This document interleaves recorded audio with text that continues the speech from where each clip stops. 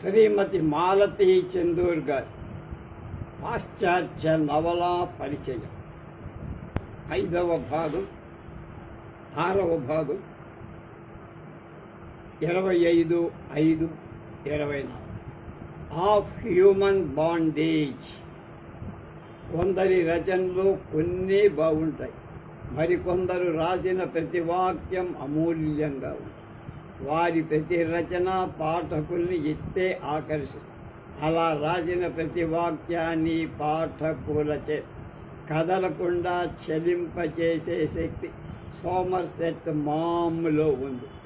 MAUGHUM మాఘం అనుకుంటాం మనం, ma'am. అది 20వ శతాబ్దంలో వచ్చిన రచయితల్లో మామ్ అంత జనాదరణ పొందిన రచయిత ఇంకొకడు లేడు. అసలు ఇతని సాహిత్యానికి నోబెల్ రావాలి, వస్తుందని అనుకున్నారు, కానీ కొద్దిలో పోయి. నోబెల్ ప్రైజు వచ్చినా రాకపోయినా మామ్ ఒక గొప్ప రచయిత. అసలు రచయితే కాదు, సామాన్య జనుల్లో సుఖ దుఃఖాలు, ఆనంద విచారాలు సమాన దృష్టితో నిర్వికారంగా చూసే ఒక మహాయోగి. ఇతను రాసిన ప్రతి చిన్న కథ, ప్రతి పెద్ద నవల అన్ని జీవిత ప్రతిబింబాలు. ఒక కథ మాకు 10th క్లాసులో పాఠంగా కూడా ఉండేది. మామ్ చిన్న కథలు, పెద్ద కథలు, నవలలు, నాటకాలు చాలా రాశారు. ఇతని నాటికలు లండన్లో ఏళ్ల తరబడి ఆడేవారు. అసలు నాటిక వల్లే మామ్ చాలా డబ్బు కార్జించారు అంట. మామ్ కథలు ముఖ్యంగా సౌత్ సీ ఐలాండ్స్ గురించి రాసినవి చదువుతుంటే ఏవో అర్థం కాని ఆలోచనలు కలిగి అతని కథ మొదలు పెడతాం, అలా అవుతుందని ఊహించుకుంటూ చివరి దాకా వెళ్ళిపోయి ఈ చివరన మామ్ ఒక పరికొత్త విషయం చెప్పి కథను మనం అనుకోని విధంగా పూర్తి చేస్తాం. మన ఊహలన్నీ మబ్బుల్లా విడిపోయి రచయిత చూపించిన వాస్తవికత మన మనసులో గుచ్చుపడు. అరే, ఈ సంఘటన ఇలా జరుగుతుందని మనకు తట్టలేదు అనిపిస్తుంది. అదే మామూలో ఉన్న గొప్పత. అతను రాసిన కథలు, నవలలు వాటన్నిటికీ అతని జీవితంలో చూసిన సంఘటనలే ప్రతిఫలం. సహజంగా మామ్ మిత భాష. అది తక్కువ మాట్లాడుతూ సూదుల్లాంటి కళ్ళతో ఎదుటివారి బుర్రల్లో ఏ రహస్యాలున్నాయో పసిగట్టి వాటిని కథల్లోకి మార్చగలిగే సమర్థత మామ్కున్నంత గొప్పగా ఇంకా ఏ రచయితకు లేదు. అతను 100ల సంఖ్యలో కథలు రాసి ప్రతి కథా పాఠకుడిని కలవరబెట్టి ఆలోచింపజేస్తారు. నవలలు కూడా చాలా రాసి moon and the sixpence, cakes and ale, అలాగే narrow corner, painted veil, razor's edge, of human bondage ఇవి చాలా ప్రసిద్ధి. మ్యాన్ అండ్ సిక్స్పెన్స్ ఒకనొక చిత్రకారుడి జీవితం ఆధారంగా రాసిన ఈ నవల చదువుతుంటే మెదడులు ఏవో భయంకరమైన ఆలోచనలు వస్తాయి. ముఖ్యంగా చార్లెస్ ప్రీక్లాన్ అంటే చిత్రకారుడు చనిపోయాక అతని భార్య అతను వేసిన చిత్రాన్ని తగలబెట్టే సంఘటన చదువుతుంది ఒళ్ళు కొద్ది. కేక్స్ అండ్ వీల్ ప్రఖ్యాత రచయిత థామస్ హార్డీ జీవితాన్ని మనసులో పెట్టుకొని నవల అంటారందరూ. అతని మొట్టమొదటి నవల లిజా ఆఫ్ లాంబెత్.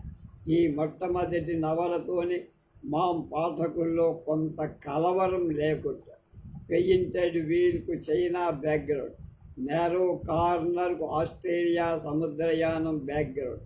నారో కార్నర్ చదువుతుంటే సౌందర్యం అనేది స్త్రీలకే కాదు, పురుషులకు కూడా పరమశత్రువు కాబూల్ అనిపిస్తుంది.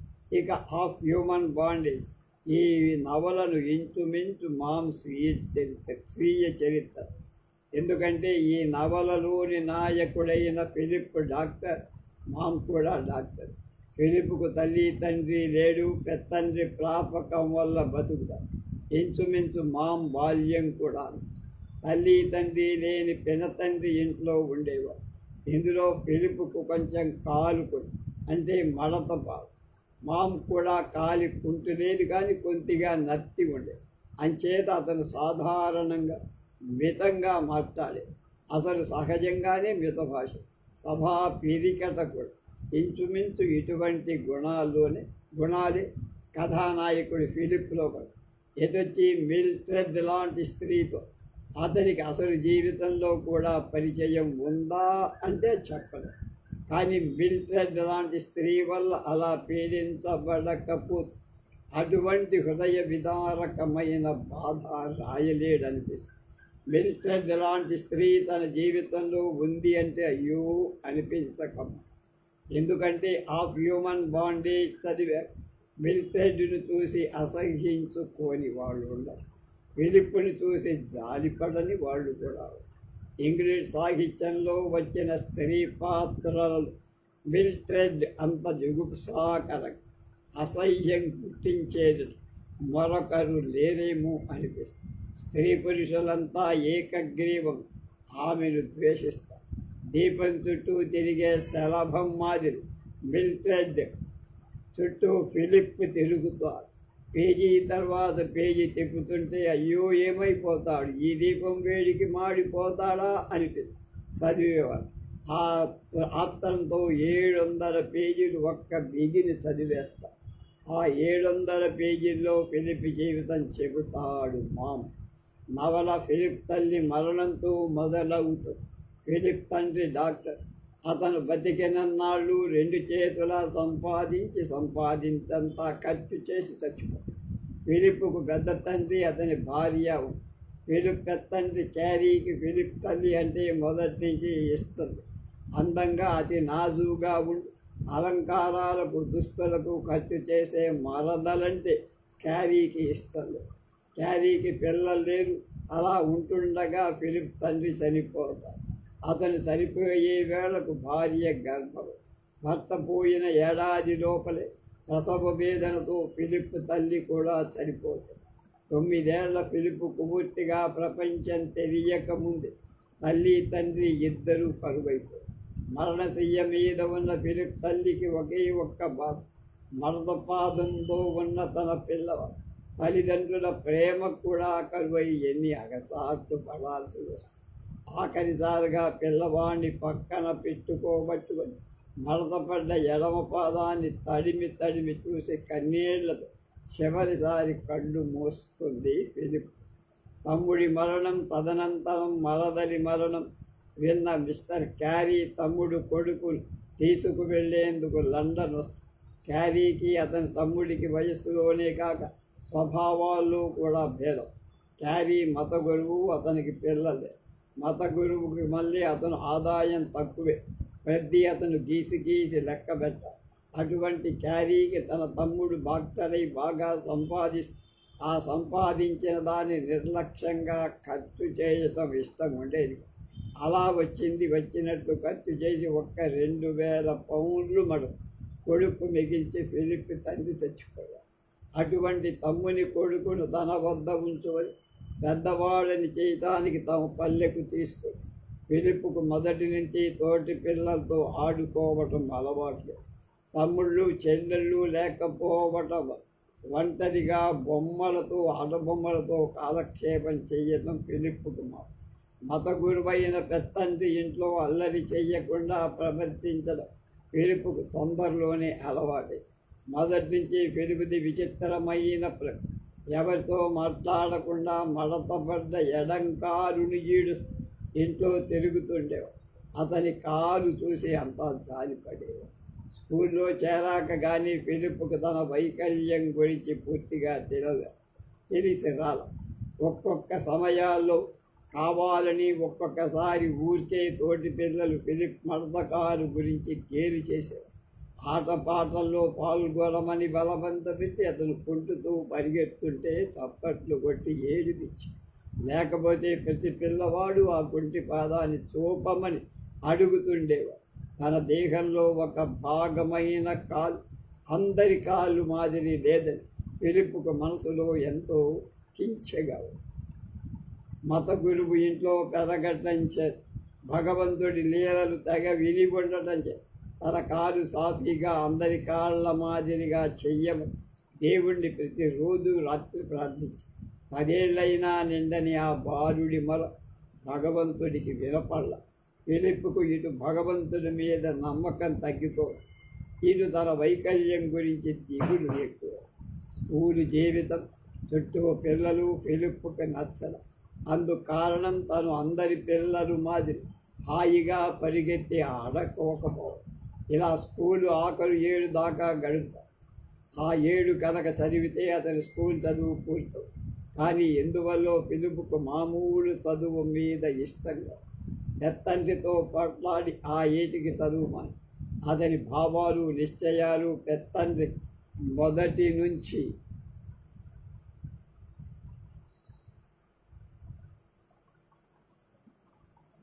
గిట్టడం లేదు.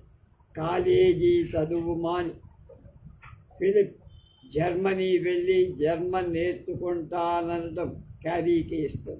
కానీ అడ్డుపెట్టడానికి తనెవరు? ఫిలిప్ తండ్రి 2000 రూపాయలు ఇచ్చిపోయారు. ఆ డబ్బుతో ఫిలిప్ చదువుకునే హక్కు మనసులో ఇష్టం లేకపోయింది. స్నేహితుల ద్వారా హైడిల్బర్గ్లో ఒక ప్రొఫెసర్ ఇంట్లో ఉండి జర్మన్ భాష నేర్చుకునేటట్టు ఏర్పాటు చేసి జర్మనీలో 1 ఏడాది ఉంటాడు. మళ్ళీ భవిష్యత్తు అర్ధవిహీనంగా ఏం చెయ్యాలి? ఎటువంటి ఉద్యోగానికి తాను పనికొస్తా? ఇటువంటి ఆలోచనలతో సతమతమయ్యాడు. న్యాయవాది వృత్తి, వైద్య వృత్తి కాక ఇంకేం చెయ్యాలి అని ఆలోచిస్తున్న ఫిలిప్ మళ్ళా పెత్తంటి దగ్గరికి వస్తాడు. 1 ఏడాది దూరదేశంలో గడిపి ఈ ఏడాది పెత్తండ్రి పెత్తల్లి ఇద్దరూ అతి వృద్ధులైనట్టు కనిపించి, ముఖ్యంగా అతని పెత్తల్లి వంగిపోయి సన్నగా రాలిపోతున్న ఆకులాగా. ఆ సంవత్సరమే మిస్ విల్కిన్సన్ను కలుసుకుంటాడు ఫిలిప్. మిస్ విల్కిన్సన్ క్యారీ బాల్య స్నేహితుడి కుమార్తె. తండ్రి చనిపోయాక ఆమె గవర్నెస్ చేస్తూ ప్యారిస్లో ఉంటుంది.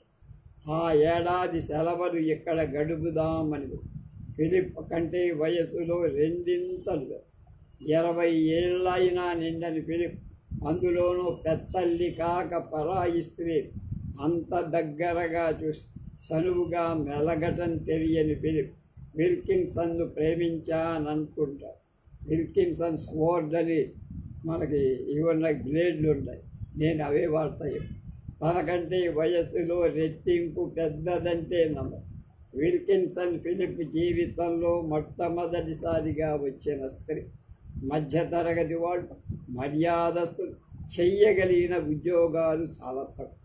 అందులో డాక్టర్, లాయర్ ఈ 2 ఫిలిప్కి అస్సలు ఇష్టం. 3వది ఆఫీస్ పని. ఈ పనికి ట్రైనింగ్ కాదు. 3 ఏళ్ళు అకౌంటెంట్ ట్రైనింగ్ కనుక అయితే 4వ ఏడు అకౌంటెంట్ ఉద్యోగం వస్తుంది. ఆ ట్రైనింగ్లో చేరాడు. చేరిన నెల్లాళ్ళకి తనకి ఉద్యోగానికి అనర్హుడని తెలిసిపోయింది. అతని బుర్ర అంకెల మీద ఉండేది. అంత పెద్ద మహాపట్నమైన లండన్లో ఫిలిప్కి స్నేహితులు, పరిచయస్తులు ఎవ్వరు ఆఫీసుకు వెళ్ళడం తనకు అర్థం కాని, ఇష్టం లేని, అంకెలు వేసి కూడి ఇంటికి రావడం. ఇలా అసంతృప్తితో 1 ఏడాది ఆఫీసులో గడిపి తన అకౌంటెంట్ ఉద్యోగానికి పనికిరానని పైవాళ్ల చేత కూడా అనిపించుకొని మళ్ళీ పెత్తండ్రిగా ఇంటికి చేరాడు ఫిలిప్. ఏడాదికి ఏడాది పైబడుతోంది మీద వయస్సు. అతని జీవితంలో ఒక ఆశయం, పట్టుదల కనపడు. భవిష్యత్తులో తను ఏం కాబోతున్నాడు అర్థం లేదు. లండన్ ఆఫీసులో పనిచేసిన ఏడాదిలో అతను హెడ్ క్లార్క్తో కలిసి 1 వారం రోజు ప్యారిస్ వెళ్ళాల్సి వచ్చింది. ఫిలిప్ అంత క్రితం ప్యారిస్ గురించి చదవడమే కానీ కళ్ళతో చూడాలి. వికరేజ్ లండన్లోని ఒంటరి జీవితం వీటిలో నకనకలాడుతున్న అతని హృదయం మీద ప్యారిస్ నగరం పన్నీటి జల్లు కొలిపింది. ప్యారిస్లోని కళామయ వాతావరణానికి ఫిలిప్ దాసోహం. ఎప్పుడో చిన్నతనంలో అతనిలో అన్నగిమ్మణిగి ఉన్న కళాతృష్ణ ప్యారిస్ పట్టణాన్ని చూడగానే మొలకలెత్తిచ్చి గురించి. దాంతో తను చిత్రకారుడినని, బొమ్మలు వేయటమే తన జీవిత లక్ష్యమని గట్టి నమ్మకం కలిగి ఫిలిప్ ప్యారిస్ వెళ్ళి చిత్రలేఖనం నేర్చుకుంటా అని పెత్తంట్లో హోరాహోరీ దెబ్బలు. అందుకు పెత్తండ్రి ఏమాత్రం ఒప్పుకో. ఫిలిప్కు 21 సంవత్సరాలు వస్తే కానీ తండ్రి మిగిల్చిన ధనం చేతికి రాదు. అప్పుడు కానీ ఆ ధనం తన ఇష్టం వచ్చినట్టు వాడుకోవటానికి పెత్తండ్రి ప్యారిస్ పంపటానికి ఒప్పుకోవాలి. ఫిలిప్కు ఈ లోకం మీద, పెత్తండ్రి మీద, అందరి మీద కోపం పరవళ్ళు తొక్కుతాడు. తను ప్యారిస్ వెళ్ళి బొమ్మలు గీయటం నేర్వాలి. తన జీవిత లక్ష్యం చిత్రలేఖ. తన తండ్రి తాలూకు వాచి గొలుసు వగైరా అమ్మేసి ఎలా అయినా ప్యారిస్ వెళ్ళిపోదామని చూస్తాడు. ఫిలిప్ పెద్ద తల్లికి పిల్లలు లేరు. ఆమెకు మొదటి నుంచి ఫిలిప్ అంటే చాలా అభిమానం. కొందరు తమ మనస్సులోని ప్రేమను బయలుపరచడానికి కూడా మొహమాట పడతారు. ఫిలిప్ పెద్దల్లి ఆ కోవకు చెంది క్యారీలకు సహాయం చేయకపోతే తన తల్లిదండ్రుల జ్ఞాపకార్థం మిగిలిన 2 సామాన్లు అమ్ముకొని ఫిలిప్ వెళ్ళిపోతాడని తెలుసుకొని పెద్దల్లి చాలా విచారం. రహస్యంగా తన బ్యాంకులో దాచుకున్న 100 పౌండ్లు ఖర్చులకు ఇస్తుంది. ఆ 100 పౌండ్లతో పెద్దండ్రికి ఇష్టం లేకపోయినా ప్యారిస్ చేరారు. దేశాలన్నింటినీ కళా దృష్టితో గొప్ప గొప్ప కళాకారులు అవుదామని ఎందరెందరూ ప్యారిస్ వస్తారు. ఆ వచ్చేవారిలో వయస్సులో ఉన్నవారు, మధ్య వయస్సు వాళ్ళు, ముసలి స్త్రీలు, అన్ని జాతి మత పయోభాగాలు లేకుండా ఎందరెందరో ప్యారిస్ నగరానికి అంకితమైపోయారు. ప్యారిస్ వచ్చి చిత్రలేఖలు నేర్చుకున్న ప్రతివాడు గొప్ప కళాకారుడు అవటంలా వందలాది ఆర్టిస్టులో ఏ ఒక్కరి పేరు బయట ప్రపంచానికి వినబడతాయి. ఏవేవో ఆశలతో ఆశయాలతో ప్యారిస్ వచ్చి తమ ఆశయాలు నెరవేరక మద్యపానంలో పుట్టుకొని ముందు దిక్కులేక దిక్కుమారిన చచ్చిన వాడు చాలా. జీవితంలో ఏ ఆశయము ఏ కోరిక నెరవేర జీవోత్సవాలు మాదిరి ప్యారిస్ వీధుల్లో తిరుగు వీధుల్ని వదలలేక అలాగే పండి మొదలైపోయిన వాడు ఉన్నాడు. ఫిలిప్ వీళ్ళందరినీ చూస్తున్నాం. అందరికీ తన మాదిరి అసాహృదయం, అందరూ తన మాదిరి కళా తృష్ణతో ప్యారిస్ వచ్చేవారు. కానీ వీరిలో ఎందరూ తమ గమ్యాన్ని చేరుకోగలిగారు. ప్యారిస్లో ఫిలిప్కు ఎందరో పరిచయం. అందరిలో అతి సన్నిహితంగా వచ్చిన వాడు క్రాన్షా, రూత్, ఫ్యానీ ప్రైస్. క్రాన్షా నడి వయస్సు పొడుగు సన్నగా ఉన్న ఒక మాదిరి కవి. ఈ కవి ప్యారిస్ వదలలేదు. ప్యారిస్లో అతని భక్తి గడవడం కష్టం. రూత్ ఒక ఆర్టిస్టుడు. పెద్ద పెద్ద కళ్ళతో చిరునవ్వుతో వేడిలా గెంతేసే రూత్ అంటే ప్రతి విద్యార్థికి ఇష్టం. ఆమెను చెయ్యాలని ప్రతి వాళ్ళు ప్రయత్నం. రూత్కు భిన్నంగా ఉండేది ఫ్యానీ ప్రైస్. ఫ్యానీకి ఈ లోకం మీద కానరాని కచ్చ, మనుషుల మీద కోపం, ఓర్వలేనిత, వీటన్నిటితో హృదయానికి దగ్గరగా వచ్చే మానవుడే కనిపించదు. ఫ్యానీకి ఈ ప్రపంచం ఏ మామూలు ఉద్యోగమో చేసుకొని బతుకక బొమ్మలు గీయాలని, పెద్ద ఆర్టిస్ట్ కావాలని కొండంత కోరికతో ఫ్యానీ ప్యారిస్ వచ్చింది. ఆమెలోని అసహనం, అహంభావం ఆమెని ఏకాకి చేసి అటు బొమ్మలు గీయటం రాలా, ఇటు తినటానికి తిండేది. అన్నిటికీ మించి శూన్యపడు. ఒకనొక ఉదయం ఫిలిప్ పేర చీటీ రాసి అప్పటికి 3 రోజుల నుండి తిండి లేక ఉరిపోసుకొని చచ్చిపోతుంది ఫ్యాన్. సూర్యుడి నుండి వేలాడి ఆమె శరీరాన్ని ఫిలిప్ మర్చిపోలేక అతనికి తన సమర్థత మీద కూడా నమ్మకం కలుగుతుంది, తన అపనమ్మకం కలుగుతుంది. కానీ ఆత్మహత్య అతనిలో కలవరం లేవని జీవితాన్ని గురించి గట్టిగా ఆలోచింపదు.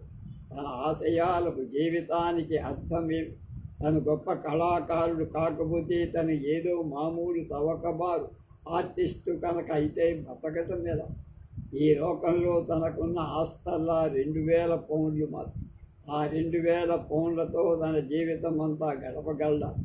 గొప్ప గొప్ప ఆర్టిస్టులకి దిక్కులేని పక్షం చవకబారు ఆర్టిస్టులు ధనార్జన చేయటం కుదురుతుందా? ఈ మాదిరి ఆలోచనలు, ప్రశ్నలు ఫిలిప్ను కలవర పెడుతూ ఉంటారు. ప్యారిస్లో ఫిలిప్ 2 ఏళ్లున్న రాణి ఆత్మహత్యతో తన మీద, తన సామర్థ్యం మీద ఒక రకమైన అపనమ్మకం కలగటం మొదలుపెట్టింది. తర్వాత తన బొమ్మలు చూసే మాస్టర్ను ఒకరోజు ఫిలిప్ నిలవేశాడు. ఫిలిప్ గదికొచ్చి అతను వేసిన బొమ్మని పరీక్షగా చూసి, నువ్వు ఫస్ట్ రేట్ ఆర్టిస్టు కాలేవు, ఇది వదిలేసి ఇంకేమైనా పనైనా చూసుకోవాలి. ఆ రోజే పెద్దల్ని చనిపోయినట్టు మొత్తం. మర్నాడు ఫిలిప్ ప్యారిస్ జీవితానికి శాశ్వతంగా స్వస్తి చెప్పి వెనక్కి బయలుదేరి పెద్దండ్రి ఇంట్లో ఒక 2 నెలల పాటు ఉంటాడు. ఈ 2 నెలల్లో తన భవిష్యత్తులో ఏం చెయ్యబోయే ఒక నిశ్చయానికి వస్తాడు. తన తండ్రి మాదిరి తను డాక్టరే, షిప్ డాక్టర్గా ప్రపంచానంతా చుట్టి రావాలని ఫిలిప్ కోరిక. 5 ఏళ్ళు ఏ నిశ్చయము లేక డబ్బు వయసు కూడా వృధా చేసుకుని తన 22వ లండన్లో సెయింట్ లూక్ కాలేజీలో వైద్య విద్యార్థిగా చేరాడు. అప్పటికి ఫిలిప్ దగ్గర తండ్రి వదిలిన 2000 పౌండ్లలో 1600 మాత్రము. 1600 పౌండ్లలో మడత పాదం గల 20 ఏళ్ల ఫిలిప్ మళ్ళీ కొత్త జీవితం మొదలుపెట్టాడు. ఈసారి అతనికి వెనకటి మళ్ళీ ఆలోచనలు, అనుమానాలు లేవు. తన తండ్రి మాదిరి తను ఏ షిప్లోనో డాక్టరుగా కుదిరితే దేశాలు చుట్టి రావాలి. హాస్పిటల్కు దగ్గరగా ఉన్న హోటల్లో ఒకనొక మధ్యాహ్నం వేళ స్నేహితులతో పాటు వెళ్ళి టీ తాగుతూ ఫిలిప్ మొట్టమొదటిసారిగా మిల్ట్రెడ్ను చూస్తాడు. మిల్ట్రెడ్ ఆ హోటల్లో పని చేస్తున్న 60 వెయిట్రెస్లలో ఒక అందగా, నిర్లక్ష్యంగా, పొగరుమోతుగా ఉన్న మిల్ట్రెడ్ను చూస్తే ఫిలిప్కు అకారణంగా కోపం. ఆమెను అవమానించాలని బుద్ధి. అతను ఎంత అవమానించామని అనుకున్నా అవన్నీ పట్లట్టు ప్రవర్తించే మిల్ట్రెడ్ మీద ఒక వంక కోపం, మరో వంక ఆమెను చూడాలని ఆప్తలు కోర్చే ఏహ్య భావం. ఈ 2 ఫిలిప్ను అశాంతిగా పడేశారు. ఆమెను చూడకుండా ఉండలేకపోతుంది. అందుకని కాఫీ తీసుకునే మిషతో ఆ హోటల్కే వెళ్తా. మిల్ట్రెడ్ ఒకసారి తన వంక చూస్తే, ఒకసారి నవ్వితే అతనికి ఎంతో ఆనందం. ఆ హోటల్లో గడపబోయే పావు గంట గురించి పొద్దున్నుంచే తలుచుకొని మధ్యాహ్నం పూటవే ఆ పావు గంట అతనికి నిర్లక్ష్యం చేసి బాధ పెట్టేదాన్ని. మిల్ట్రెడ్ తన ప్రేమకు అనర్హురాలని, అబద్ధాలు చెబుతుందని, తనంటే లక్ష్యం చెయ్యక తనకు వెనక గౌరించి తన కుంటిగారు గురించి హేళన చేస్తుందని పిలుపుతుంది. కానీ తనకే తెలియదు ఒక పెద్ద ఆకర్షణలో చిక్కు. తనకంటే అన్ని విధాల కింద స్థాయిలో ఉన్న మిల్ట్రెడ్ కోసం అతను కిందకి దిగుతున్నాడు. ఆమెను నాటకాలకు తీసుకెళ్లేవాడు, మ్యూజిక్ హాల్స్కి తీసుకెళ్లేవాడు, పెద్ద పెద్ద హోటల్స్కి తీసుకెళ్లేవాడు. అసలు అతని వెంట ఆమె ఏదో ఉద్ధరిస్తున్నట్టుగా వచ్చేదే కానీ మనస్ఫూర్తిగా వచ్చేది. ఆమె చవకబారు అభిరుచుల్ని, చవకబారు మాటల్ని చూసి ఫిలిప్ మనసులో అసహించుకునేవాడే కానీ ఏమైతే ఆమెను చూడకుండా ఉండలేకపోయేవాడు. అలా మెడికల్ కాలేజీలో మొదటి 7 జరుగుతుంది. అతని చదువును, జీవితాన్ని, ధనాన్ని మిల్ట్రెడ్ 2 చేతులా మింగుతాడు. మిల్ట్రెడ్కు ఫిలిప్ మీద అభిమానం కానీ, సానుభూతి కానీ, ఆఖరికి స్నేహితుడనే సదభిప్రాయం కానీ ఏమీ లేదు. అతను తన వెంట పిచ్చిగా తిరిగి తను అతని వెంట తిరగటమే మహాభాగ్యం అనుకుంటున్నాడు.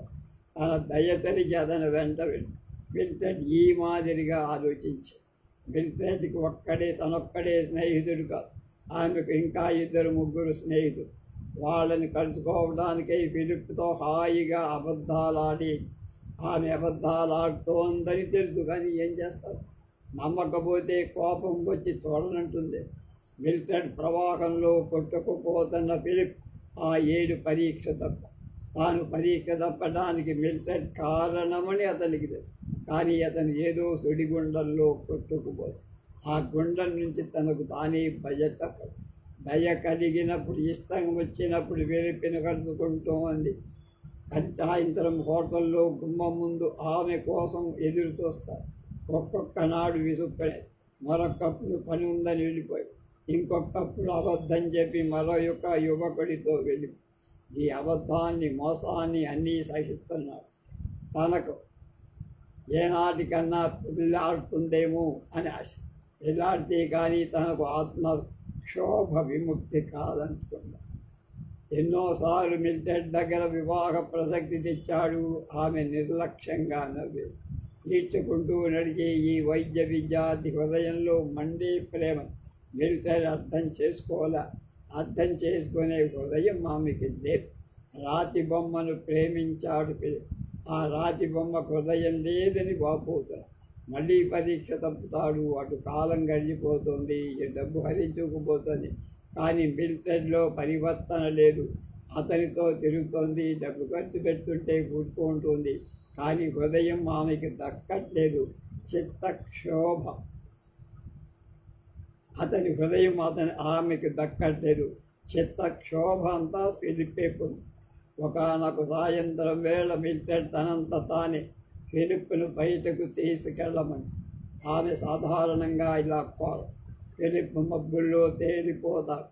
ఆ సాయంత్రం రెస్టారెంట్లో భోంచేసి తాను మిల్లరని అతన్ని పెళ్ళాడబోతున్నట్టు చెప్పు. ఫిలిప్కు దుఃఖంతో అవమానంతో మాటలు. తను చదువుకున్నవాడు, తెలివైనవాడు, పెళ్ళాడమని ప్రాధేయపడుతుంటే వెనక భార్య పిల్లలున్న మిల్లర్ని పెళ్ళాడేందుకు మిలిటరీ నిశ్చయం. తన బాధ, తన హృదయం ఇవేవి ఆ మనిషికి అర్థం కాదు. ఇక్కడితో మనిషిని వదిలించుకోవటం మంచిది అనుకుంటాడు. అలా అనుకొని మనసులో అదుపులో పెట్టుకోగలిగితే ఇంకేం కథ నడుస్తుంది. నిమిషాలు, గంటలు, రోజు మిలిటరీని ఆమె కాబోయే వివాహాన్ని తలుచుకొని యమచ్చర అనుభవిస్తుంది. పెద్ద జబ్బు చేసి లేచిన వాడి మాదిరి ఉంది అతని. సావను లేడు, బతకను లేడు, మిలిటరీని మర్చిపోలేడు. ఆఖరికి ఆమె పెళ్లికి బహుమతి కూడా పంపాడు. ఒక మధ్యాహ్నం ఫిలిప్ కాలేజీ నుంచి వచ్చేవాడు. ఆమె గదిలో మిలిటరీ సిద్ధం. ఇన్నాళ్ళ నుండి ఆమెను మర్చిపోయాననుకున్న ఫిలిప్ ఆమెను చూడగానే ప్రపంచాన్ని అతని హృదయంలోంచి ప్రేమ ఉబికింది. మిలిటరీని వివాహం ఆడలేదు. అసలు అతను వివాహం ఆడతా అని ఒప్పుకోలేదు. మిలిటరీ తాను వివాహం చేసుకుంటానని ఫిలిప్తో అబద్ధం చెప్పింది. మిలిటరీ గర్భంలో ఉందని మెరియగానే మళ్ళీ అయిపు లేకుండా మిల్లర్ పాలి. మిలిటరీ నిరాధారుల కష్టంలో ఉండికి ఫిలిప్ దగ్గర వచ్చి మిలిటరీ తనను కాదని వివాహం చేసుకోకుండా పారిపోయిందని, తన మోసం చేసిందని మర్చిపోయాడు. ఆమెను చూసే వేళకి ఆమెలో అతనికి జాలి, ప్రేమ కలిగి మిలిటరీని తన దగ్గర ఉంచుకొని హాస్పిటల్లో పురిడిపోయింది. మిలిటరీకి ఆడపిల్లకి సెలవులిచ్చారు. సెలవుల్లో 15 రోజులు ఆమెతో ప్యారిస్లో గడపాలని ఫిలిప్ కోరి మిలిటరీకి తాను పూర్వం తిరిగిన రోడ్లు, ప్రదేశాలు అన్నీ చూడాలనుకోవాలి. మిలిటరీ తన పాపని పక్క ఊళ్ళో ఒక దారికి పెంచడానికి ఇచ్చింది. అందుకయ్యే ఖర్చంతా వీడే భరిస్తాడు. మిలిటరీ రాకతో ఫిలిప్ నోరా ఇంటికి వెళ్ళడం మానేశారు. నోరా అతనికి ఇంటికి ఎన్నోసార్లు వచ్చింది. ఆఖరికి ఫిలిప్ మిలిటరీ వృత్తాంతం, ఆమెను తను ఎంత ప్రేమిస్తుందని ఇదంతా వివరంగా రాస్తాడు. తామిద్దరం విడిపోవడం మంచిదని తెలియపరుస్తాడు. తను నోరా పట్ల క్రూరంగా ప్రవర్తిస్తున్నాడని ఫిలిప్కు తెలుసు. కానీ తను మిలిటరీని వదలలేడు. మిలిటరీ ఎదురుగుండా ఉన్నంత కాలం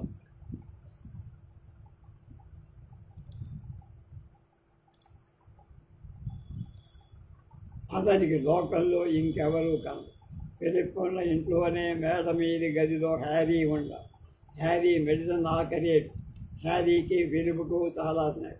నవ్వుతూ తొడుతో ఉన్న హ్యారీ స్త్రీలను ఇట్టే ఆకర్షిస్తుంది. ఫిలిప్ ద్వారా పరిచయమైన హ్యారీ మిలిటరీల పరస్పర ఆకర్షణలో పడు. తన కళ్ళ ముందే వాళ్ళిద్దరూ ఇలా ప్రవర్తించడం భరించలేక మిలిటరీ ఇంట్లోంచి పొమ్మలేడు. పొమ్మంటే ఆమెకు తనకు కనపడు. తను మిలిటరీ ప్యారిస్ పారిపోవాలనుకున్న టికెట్ చించేసి మిలిటరీ హ్యారీతో వెళ్ళిపోయేందుకు డబ్బు కూడా ఇస్తుంది.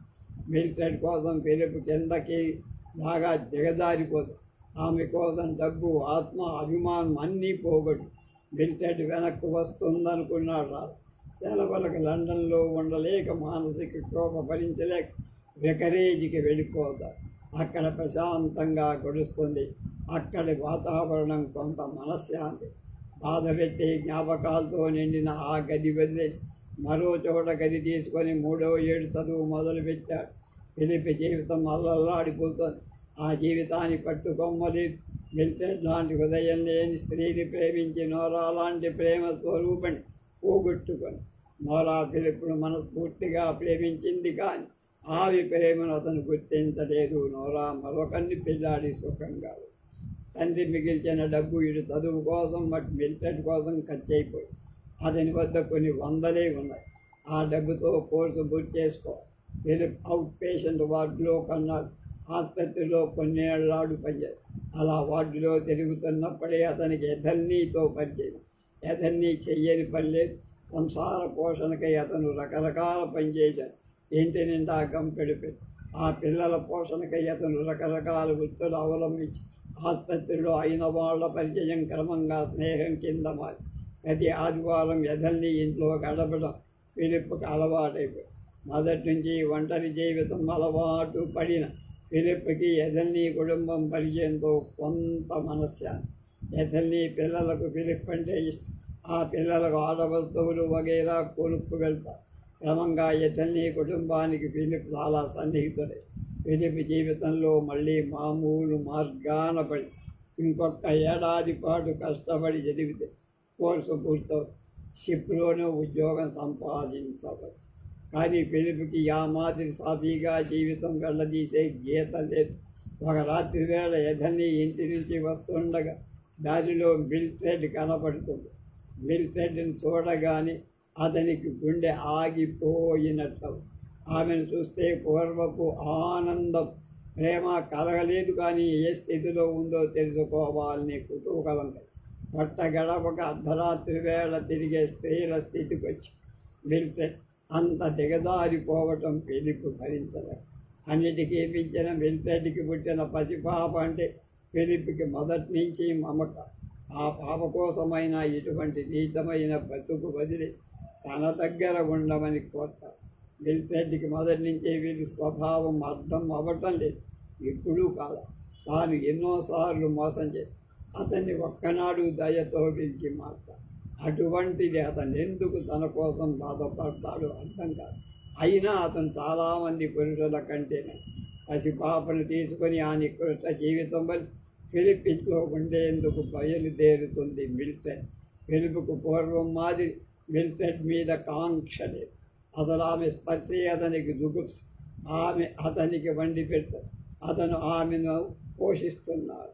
అంతేకాని అతడు ఎటువంటి ప్రతిఫలం కాదు. మిల్టెడ్ లాంటి స్త్రీలు మగవాడు ప్రతిఫలాపేక్ష లేకుండా సాయం చెయ్యగలుగుతాడంటే అర్థం చేసుకోలేదు. అసలు వాళ్ళకి దయాదాక్షానుభూతి అటువంటి పదాలకు అర్థం. మిల్టెడ్ ఫిలిప్ అనుభూతితో తనకు సాయం చేస్తున్నాడని నమ్మల. అతనికి ఇంకా తన మీద మమకారం ఉందని ఆమె ఉద్దేశం. అందువల్ల ఆమె ఇంటి పని చెయ్యటంలో తృప్తి పొంద. ఫిలిప్ నుంచి పూర్వం మాదిరి ప్రేమ, ఆరాధన.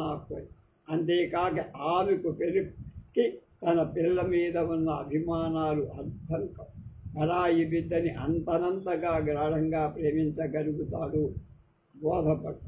ఒకనొక రాత్రి ఫిలిప్తో హోరాహారీ దెబ్బ. మిల్టెడ్ ఆమె ఎందుకు దెబ్బలాడుతుందో ఆమెకే తెలియదు. మిల్టెడ్ మనసులో ఏదో చెప్పరా అని కక్ష. తనను ప్రేమించి తానంటే వణికిపోయే ఫిలిప్ తనను చూసి ఏవగించుకోవడం భరించలేక అతన్ని తిట్టి తన ఇంట్లో లేని సమయంలో ఇంట్లో ఉన్న ప్రతి సామ చిందరబందర చేసి ఆ ఇల్లు వదిలి వెళ్ళిపోతుంది మిల్టెడ్.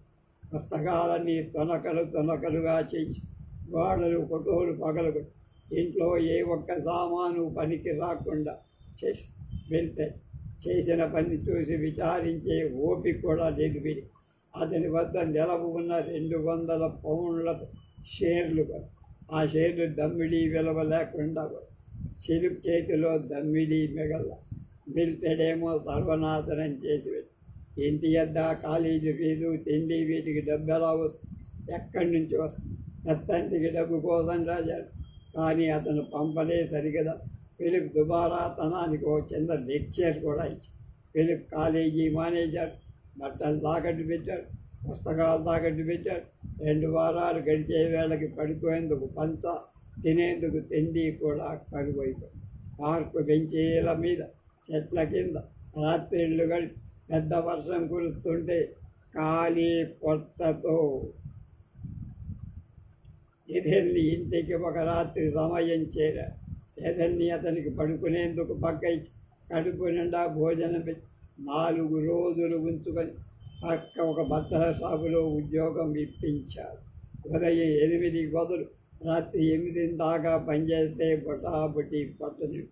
ఇటువంటి ఉద్యోగం చేస్తూ డబ్బు మిగిల్చేదని, డాక్టర్ కోర్సు పూర్తి చేసేదని, భవిష్యత్తు గురించి ఆలోచించే వ్యవధి కానీ ఓపిక కానీ లేవు. డాక్టర్ కావాలని షిప్లో దేశాలు చుట్టి రావాలని అతని బంగారు కలలు మాదిరి. ఆకలి పని ఈ రెండే, మిగతా ప్రపంచమంతా శూన్యం, సర్వస్వం. అలా ఆ బట్టల కొట్లో 2 ఏళ్ళు గడి 3వ ఏడు ప్రవేశిస్తుంటే తండ్రికి జబ్బుగా ఉందని టెలిగ్రామ్. అక్కడితో షాపుకు స్వస్తి చెప్పి పెత్తండ్రి కూర్చారు. పండు మొసలి రేపో రాలిపోయేట్టున్న పిలిపి వెళ్ళిన 15 రోజులు ప్రపంచాన్ని వదిలిపెట్టి వెళ్ళిపోయారు. సామాను డబ్బు మొత్తం 500 పౌండ్లు ఫిలిప్ పేర రాసి చచ్చిపోయారు. ఆ డబ్బుతో ఫిలిప్ మళ్ళీ డాక్టర్ పూర్తి చేయడానికి లండన్. అతని కోర్సు ఇంకొక ఏడాది. ఈ సంవత్సరం పూర్తయితే డాక్టర్ అవుతాడు. ఆశలు సఫలమవు. ఇదన్నీ గంపెడి సంసారం. అందులో పెద్ద కూతురు శాలి. 20 ఏళ్ల నిండని శాలీకి ఫిలిప్ అంటే అభిమానం. ఆ అభిమానం ఆమె బయట పెట్టదు. ఫిలిప్ వాళ్ళకి ఇంటికి వస్తున్నాడు, వెళ్తున్నాడు. 4వ ఏడు కూడా పూర్తయింది.